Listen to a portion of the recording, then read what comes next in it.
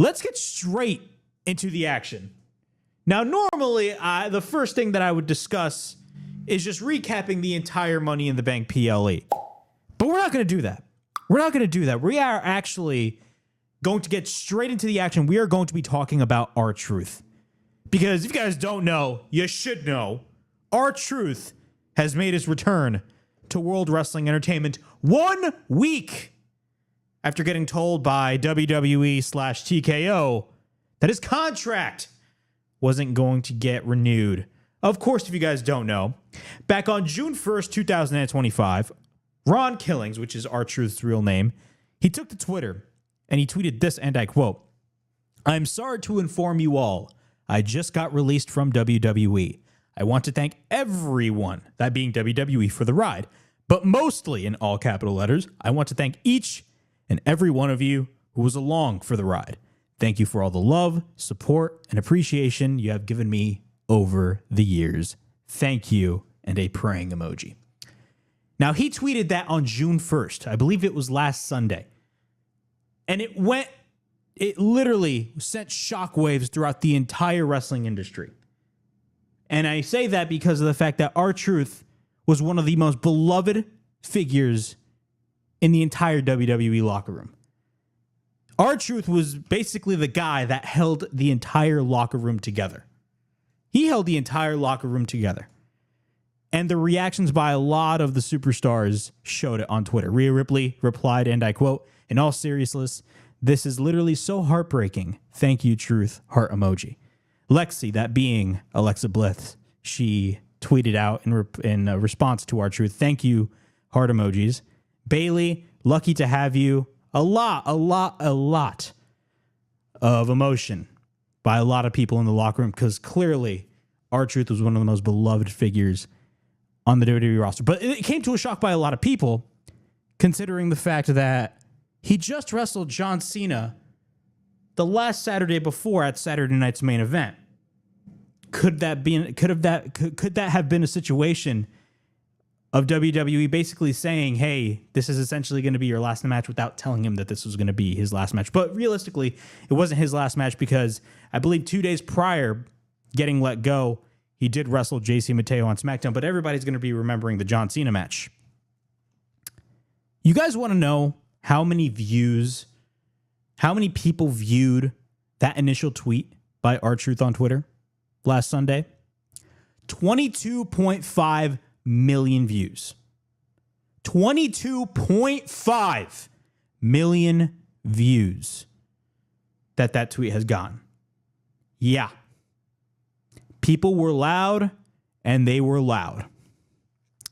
Of course, last night, we all talked about, well, actually throughout the whole week, everybody was talking about, oh, where is rtruth going to be going? Where's Ron the Truth Killings going to be headed? Keep in mind, rtruth is 53 years old. Now, he doesn't look like he's 53. The guy doesn't age at all. But he's 53 years old. But you could definitely explore your options. There's the independents. And trust me, I said this last week on the show. He could have easily been successful in the independent scene. He could have marketed himself a certain way and make bank. AEW could have been an option. But at the same time, he could easily be lost in the shuffle. TNA could have been an option. It could be somewhat of a homecoming for Ron the Truth Killings. Everybody was discussing, where is rtruth going to be headed next? Or where is Ron the Truth Killings going to be headed next? Well, we got our answer. And our answer was nowhere. Because last night, of course, we had the tag team match between John Cena and Logan Paul to take on Cody Rhodes and main event Jey Uso, which, of course, he is the current World Heavyweight Champion. A lot of people are not digging Jey Uso as the World Heavyweight Champion. I don't know why. But he's also scheduled to face Gunther this coming Monday on Raw. But that's besides the point. That's another story for another time. Of course, we had the shocking moment of a masked individual attacking John Cena. When John Cena had the belt in his hands, he was about to hit somebody with the... I believe it was Cody, or I believe he already did hit Cody. Correct me if I'm wrong. The moment was so shocking to me, I completely forgot what happened in the match, even though the match was really good. rtruth showed up out of nowhere. He unmasked himself And the pop at the Intuit Dome in Los Angeles was deafening. And I don't say that because everybody else is saying it. I'm saying that because it's pure facts. The reaction that the people gave rtruth last night was amazing. One of the loudest pops I've ever seen in my life. I'm being that serious. The people spoke loud, and they spoke loud and clear. rtruth has made his return to World Wrestling Entertainment 1 week after he got let go from the company. Now, you have a lot of people on the internet saying that this was all a work. Do not listen to those people. Do not listen to those people. If you guys don't know, if you non-wrestling fans are watching this show, what is a work? What is a work? It means that something was already planned in advance. Something was already planned. WWE planned to, quote unquote, let go rtruth in storyline and wanted to swerve the audience. They wanted to make the audience believe that it was real. That is what a work is. But I'm going to tell you guys right here and right now, that was not a work. Everything that you saw last night was WWE telling the audience that they screwed up. They screwed up. And I will talk more about the whole work thing because it drove me nuts last night. Now, initially, when this happened, I went crazy.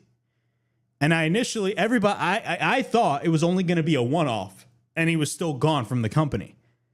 But from what it looks like, he has signed a new deal with World Wrestling Entertainment based off of the reaction that he got by a lot of people after announcing that he was going to be let go from the company. Think about that. I said this last week. One of the main reasons, in my opinion, that I believe rtruth got cut from WWE or WWE wasn't going to be renewing his contract was simply because of the fact that TKO thought, man, you're making way too much money and you're not really doing anything. You are just a comedy act.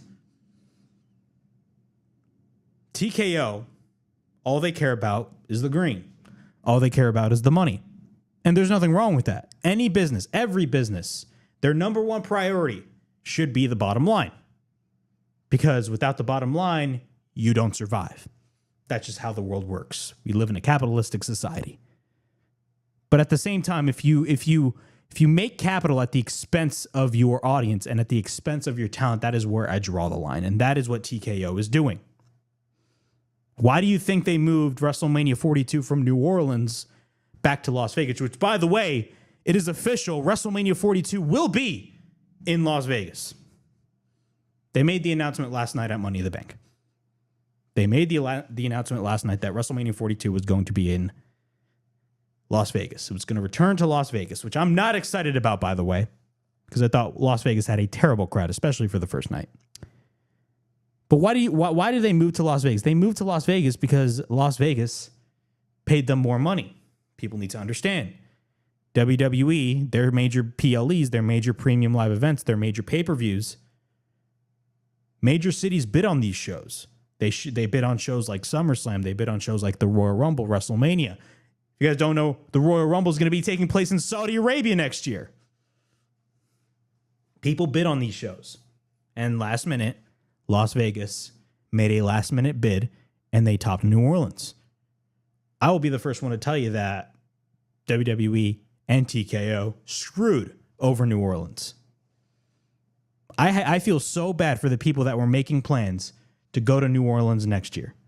Now, granted, the tickets for WrestleMania were going to be expensive regardless, but still, compared to the prices of this year's WrestleMania, considering it was in Vegas, Vegas itself is already expensive. Everybody was looking forward to New Orleans, and WWE last minute dropped a nuke and said that WrestleMania is returning to Las Vegas. It's a shame. TKO, they are greedy, and rtruth is no different. They make these cuts simply to cut budget. And that is exactly what happened to rtruth. They looked at rtruth and looked him as expendable. They looked at rtruth as somebody who was expendable. They looked him dead in the eye and be like, yeah, we're not going to renew your contract because, let's be real, you are only a comedy act and you are making way too much money. Way too much money for our standards. Because remember, There's new ownership in WWE now. It's not Vince McMahon or it's not the old guard. It's the UFC guard. It's Endeavor. It's TKO. And they do business a little bit differently. Whenever they see something that they can make money off of, they will do it. They will literally sponsor anything or anything. They now sponsor weapons. They sponsor tables. They sponsor ladders. There's even reports of them possibly sponsoring the ring attire for the wrestlers. They will capitalize on anything. And when it comes to cutting talent, they're a part of doing that too. And rtruth was the victim of that. And the reaction that rtruth got was insane. Everybody, wrestlers, fellow fans, expressed their frustration. They expressed their frustration of rtruth getting cut. And it was really out of nowhere, too. If you really think about it, it was really out of nowhere. Really out of nowhere. But rtruth made his return last night, and the reaction that he got was deafening. Now, we got a lot of details, according to Fightful Select, regarding rtruth's return to WWE. According to Fightful Select, rtruth is back with the WWE before he ever technically left. And no, it's not a work. And I'll get into that discussion later on in the show. rtruth appeared at the end of Money in the Bank attacking John Cena. A week prior, he announced his quote-unquote release from the company, which WWE clarified to Fightful at the time was actually a contract expiration that was occurring. His contract had not actually expired, but sources close to Ron the Truth Killings did claim that he has a new deal. His son has seemingly also confirmed as much on social media as well, which I will get into later on this show. Over this week that followed, wrestling companies, promoters, reps reached out to Ron Killings / rtruth and were hopeful that they could book him for upcoming shows. A number of talent told Fightful that they spoke with rtruth and specified repeatedly that the situation was not a work. Fightful has been told that there were, quote-unquote, many tears over Ron the Truth Killings' departure, and he was flooded with phone calls and messages that Killings seemed, quote-unquote, shocked and kind of disgusted as well as we all were. Specifically, one talent noted that Truth was cut, quote-unquote, in a very cold and impersonal way, with the talent relations employee informing him instead of, quote-unquote, top brass in the company. Fightful has been told that Killings actually ignored. Think about this. This actually caught me off guard when I read this report. Fightful has been told that Ron the Truth Killings actually ignored many of WWE's approaches during the week until Nick Khan, who of course is the president of WWE, took over and called Killings to work out on a new deal. Fightful has been told that a deal was a quote-unquote meeting halfway situation. One talent that Killings worked for over a decade stated to Fightful, Ronnie wouldn't do that. If he had to maintain a work like that, he'd just ask not to say anything. He would never lie to us about that. I think Paul Levesque also knows that lying to or working the locker room is a horrible taste, and we see that instance many times, not only in the WWE, but also in AEW as well.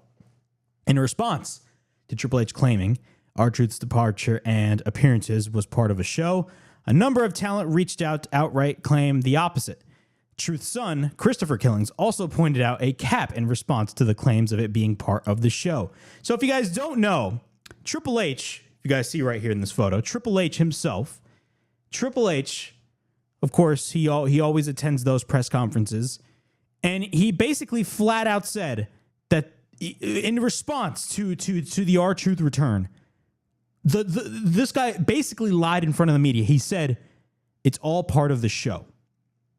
I'm here to tell you right here and right now, everybody watching this live stream, whether that is on the Wrestle Hyper channel or on WNN, Triple H lied to the media. And I'm a fan of Triple H, but I'll call BS when I see it. He lied to the media. He lied to the media in front of everybody, and everybody saw through the BS. Everybody saw through the BS. He lied in front of the media and said that it was all part of a show. No, it was not part of the show. And if you think it was a part of the show, you are the problem. And if it was a part of the show, it made no sense whatsoever. It was if you think that this was think about this. If this was a work, this was a terrible work. Because why would you, in kayfabe or in storyline, not renew rtruth's contract? Why? So you want to make him a bigger star? dude, you could have easily made him a bigger star without doing a quote unquote work like that. This was not a storyline. This was not a part of the plan. If anybody tells you that this was a work, they are lying to you. This was not a work. This was damage control. That's what it was. This was damage control, period. It got to the point where Triple H lied in front of the media, and rtruth's son, his own son, went on social media and went on it. I believe it was on an Instagram story and stated, "Stop the cap." For all you older people watching, what does "stop the cap" mean? Well, what does cap mean? Cap means you lying. Us in our generation, we always say that. Stop capping. Triple H capped. That's what happened. He capped. It got so bad to the point where rtruth's own son went on social media and said that Triple H was capping. He was lying. This was damage control on WWE's end. Another veteran, continuing on with the Fightful report, another veteran responded to the situation saying, quote unquote, "I can tell Hunter doesn't like it. He doesn't like the fans hijacking creative." Well, we did. Before elaborating their disbelief of it being an elaborate plan in a very colorful manner. Throughout the week, one of Killings' friends in the company said, quote unquote, "It's hard to feel good when we fire Santa Claus." Obviously, the mood was much different with everybody excited that rtruth made a return. PW Insider reports that the deal came together in the last 72 hours. Midway through the show, Fightful Select reported that there was a surprise planned at the end of the show, but at the time, Fightful didn't know what it was. Now, that is actually true, and keep in mind, I actually thought that The Rock was actually going to show up on this show simply because of the fact that The Rock's mom, I believe, was in the front row. And normally when The Rock's mom is there in attendance, The Rock usually shows up. It's like a running track record, but The Rock did not show up. Very weird. But WWE was kept, majority of the WWE staff was kept completely in the dark until before the match, with a few people in the talent in the know.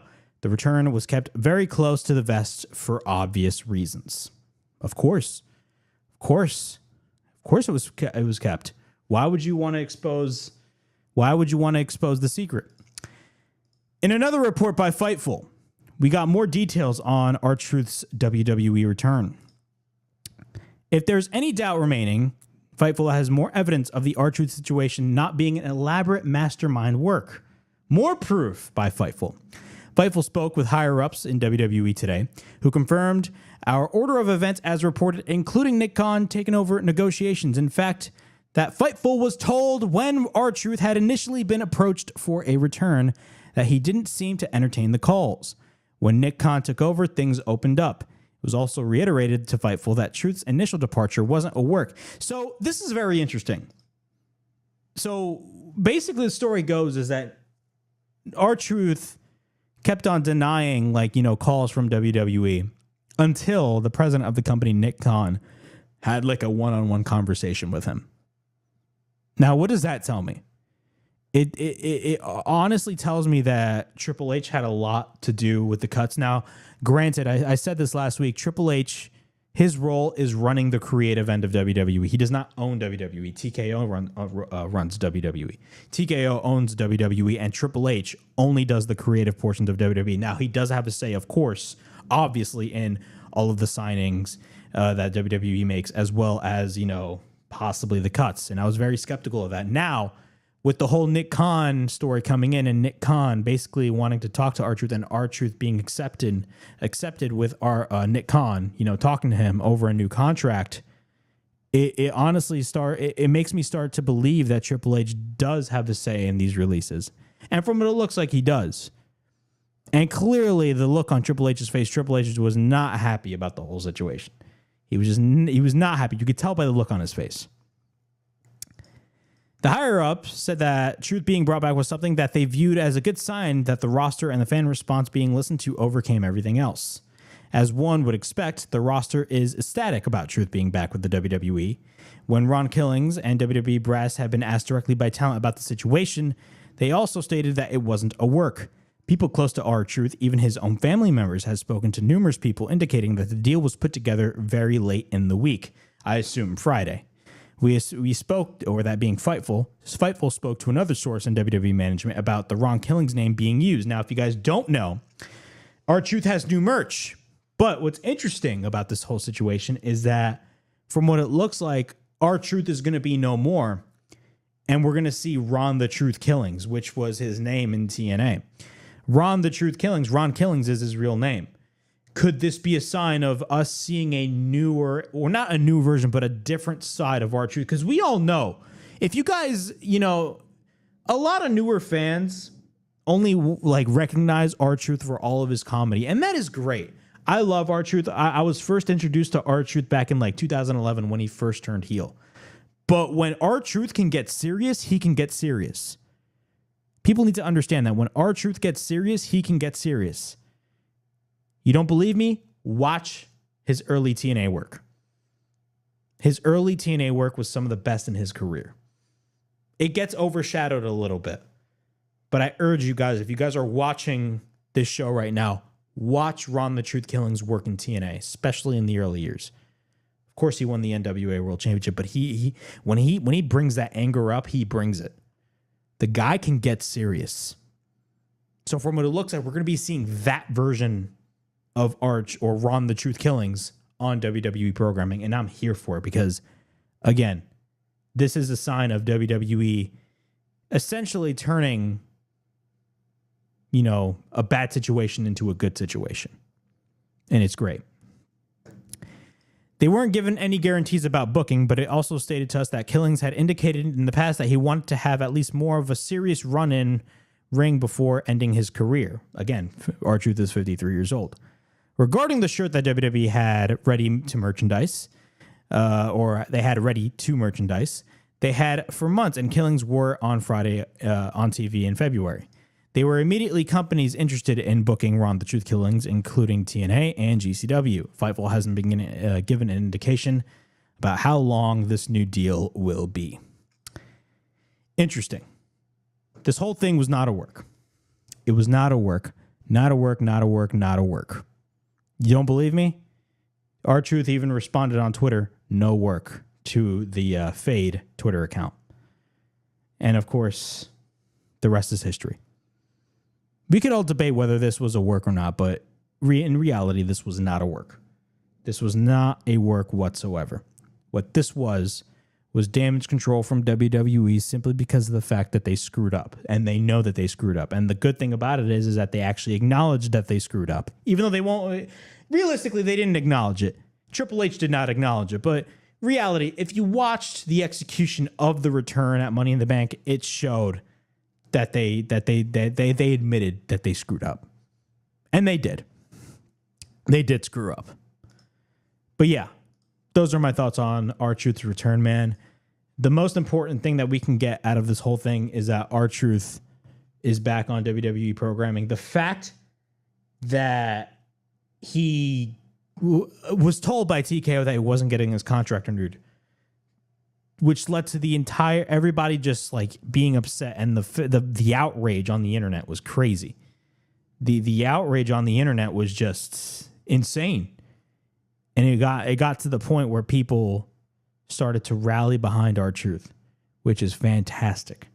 They started to rally behind rtruth, and it was absolutely fantastic, and that led, of course, to WWE bringing this guy back. Those are my thoughts on rtruth. Thanks, guys, for checking out this clip of the Wrestle Havoc podcast. If you guys want more clips like this, please make sure to like and subscribe to the Wrestle Havoc Clips channel right here on YouTube. If you guys want to watch the full show, the link will be in the description below. Catch new episodes of the Wrestle Havoc podcast every Sunday night live, not only on the main Wrestle Havoc channel, but also on the WNN World News Network YouTube channel and Facebook page. I'll see you guys all in the next video. Peace.